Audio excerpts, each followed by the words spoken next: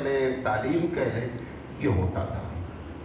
چوتھی چیز بڑی فکر تھی عورتوں کی۔ ہر نماز میں عورت کو جماعت سے نماز پڑھنے کی پوری اجازت تھی، نماز جماعت سے پڑھی جاتی تھی۔ ہم بھی یہ چاروں کام انشاءاللہ کریں گے۔ اس میں روز آنا درس ہوگا، چاہے مولانا سراج درس دے یا کوئی مولانا دے، لیکن انشاءاللہ فجر کی نماز کے بعد ڈیلی ہم درس دیں گے۔ یہ ہفتے میں ایک دن قرآن ہوگا، 2 دن، ایسا نہیں ہے۔ ہفتے میں 7 دن ہوتے ہیں، 35 مرتبہ نماز پڑھی جاتی ہے، 21 مرتبہ کھانا کھایا جاتا ہے، تفسیر 1 مرتبہ ہو، یہ ہماری پالیسی۔ تفسیر بھی روز ہوگی انشاءاللہ۔ ایک بات، وقت کا تقاضا ضرورت تھی۔ اللہ کے رسول کے زمانے میں مسجد میں عورتیں آتی تھیں، پھر اس کو محسوس کیا گیا ضرورت نہیں ہے، فتویٰ دیا گیا۔ اب پھر ضرورت ہے کہ مسجد میں عورتوں کو ہر حال میں بلایا جائے۔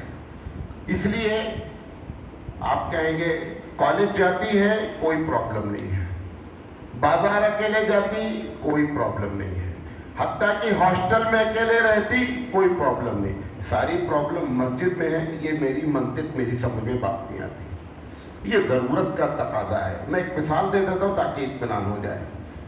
مولانا بھی بیٹھے ہوئے ہیں، دارالعلوم دیوبند کا، مظاہر العلوم کا، دونوں کا فتویٰ ہے کہ عورتوں کا جماعت میں جانا ناجائز ہے، سب جانتے ہیں۔ وقت کی ضرورت کا تقاضا ہے۔ میں نے خود اس پر مستقل بات کی کہ عورتوں کا جماعت میں جانا وقت کی ضرورت ہے، لہذا فتویٰ اپنی جگہ۔ اب وقت کی ضرورت ہے کہ عورتوں کی تربیت کے لیے انتظام کیا جائے۔ آپ نے فتوے کو فالو نہیں کیا، کیونکہ کوئی قرآن حدیث ایک اجتہاد ہے آدمی کا۔ ایسے ہی جو ضرورت تھی کہ عورتیں مسجد میں نہ آویں، وہ فتوے اپنی جگہ، لیکن اس وقت ضرورت ہے کہ عورتیں مسجد میں آویں۔ لہذا انشاءاللہ آپ مجھے فتویٰ نہ دیجیے گا کوئی بھی اس کے بعد، چاہے فلاں مولانا بول رہے ہیں، ہم بھی مولانا ہیں، وہ بھی مولانا ہے۔